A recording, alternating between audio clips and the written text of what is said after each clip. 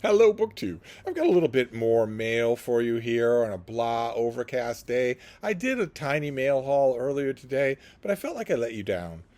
Not only was it a short video, but it was also a couple of books from 2025, which don't have any import on me whatsoever. So I've got a little bit more mail. Let's go through a little bit more mail, see if we can find something a little bit more uh, conversation worthy than the two things that we found that are totally in the realm of the hypothetical. So let's take a look at a few more books. You won't get any objection to that, I'm sure. Okay, this is from November, so this is in likely territory. Uh, this is looks like a novel. This is by Mary Pearson, and it is called "The Courting of Bristol Keats." Fairly thick thing. I don't have a sheet for it, so we'll just read the description here. Let's see here. After losing both their parents, Bristol Keats and her sisters struggle to stay afloat in their small, quiet town of Bowes Keep. When Bristol begins to receive letters from an aunt she's never heard of, who promises she can help, she reluctantly agrees to meet and discovers that everything she thought she knew about her family is a lie. Even her father might still be alive, not killed, but kidnapped by terrifying creatures to a whole other realm, the one he is from. Desperate to save her father and find the truth, Bristol journeys to a land of gods, fae, and monsters. Pulled into a dangerous world of magic and intrigue, she makes a deadly bargain with the fae king, Tegan. What she doesn't know is that he's the one who drove her parents to live a life on the run, and he is just as determined that she is to find as she is to find her father, dead or alive. Okay, so big sweeping fantasy. Oh, this is an adult debut. All right, so an adult debut. So does that mean a lot of you? Do any of you know Mary Pearson as a YA author?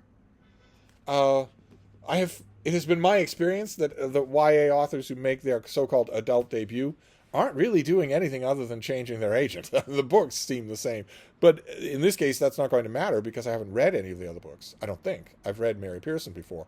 So the courting of Bristol Keats. One thing that we didn't notice in that plot description was any courting. Does Tegan court her? The Fae King? I don't know. But unlike the books that I got earlier, I can pay attention to this. It's a November release. Let's move on to this next one here. Just got three here. We don't have to. Doesn't have to be an all-day affair. But I thought I owed you a mail haul. Let's see what this next one is. What is this next one? Oh, oh my. It's James Holder territory. This comes out in March, late March of 2025. So this is a long way down the line, far, far down the line. Don't need to think about it at all. This is by Joshua Hammer, and it is called The Mesopotamian Riddle. An archaeologist, a soldier, a clergyman, and the race to decipher the world's oldest writing. So is this about the Rosetta Stone? Let's see here. This is printed on the back here. What is this? What are you going to be? No, you're going to be a $30 hardcover. Okay, let's see what we have here. It was one of history's greatest vanishing acts. Around 3400 BCE, that's before Common Era. Oh, really? What makes it the Common Era? Don't ask. A scribe in the mud-walled city of Uruk picked up a reed stylus to press tiny symbols into clay. For the next 3,000 years, wedge-shaped cuneiform script would record the military conquests, scientific discoveries, and epic literature of the great Mesopotamian kingdoms of Sumer, Assyria, and Babylon. And then, the meaning of the characters was lost. And then we shift scenes to London, 1857. In an era obsessed with human progress, the mysterious palaces emerging from Middle Eastern desert sands have captured the Victorian public's imagination. And a swashbuckling archaeologist, a suave military officer turned diplomat, and a cloistered Irish rector are vying for the glory in a race to decipher inscriptions that will enable humans to peer further back into our history than ever before.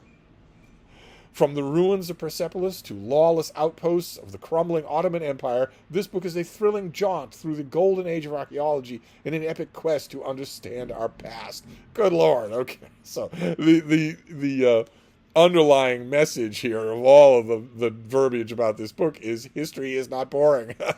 They're desperately trying to convince you history is not boring. History is not boring. But maybe you're going for a popular audience who will think that it is. So Joshua Hammer has written 6 books, and his writing has appeared in the New York Times Magazine, GQ, The Atlantic, The New Yorker, National Geographic, Smithsonian, and Outside. Good Lord. Okay, but that doesn't come out until next year. So that's in the same batch as the others. So let's finish up with this next one here and see what we have. See if we have. I guess it makes sense. Now is the time when I'm going to be getting 2025 releases. That does make sense. It's just I'm not planning anything for 2025, so it feels a little beside the point. But oh no, okay, no. This is not a 2025 release. This is a new paperback. I'm getting paperbacks, and now that I've revived my literary blog, Steve Reads, I have a place to write about them, which feels great. So I will certainly do that. This is, I'm sure that a lot of you have read this book already, probably got it on hold from your library. This is Heather Cox Richardson, and this is her book, Democracy Awakening, in paperback. So this will be an $18 paperback. And this, I'm sure, this got written up everywhere, so it'll have lots of blurbs. Yeah, the Washington Post, the Guardian, the Boston Globe, Democracy, The Nation, Foreign Affairs. Kirkus Review gave a star review. Yeah, this there, and also Preet Bharara, the former U.S. Attorney for the Southern District of New York. So what have we got here for this book, in case you're not familiar with it? At a time when the very foundations of American democracy seem under threat. No, they are under threat. They don't seem under threat. They are under threat because the leading candidate for the presidency in 2025 has said that he wants to do away with them, that he wants to eradicate the Constitution and rule as a dictator.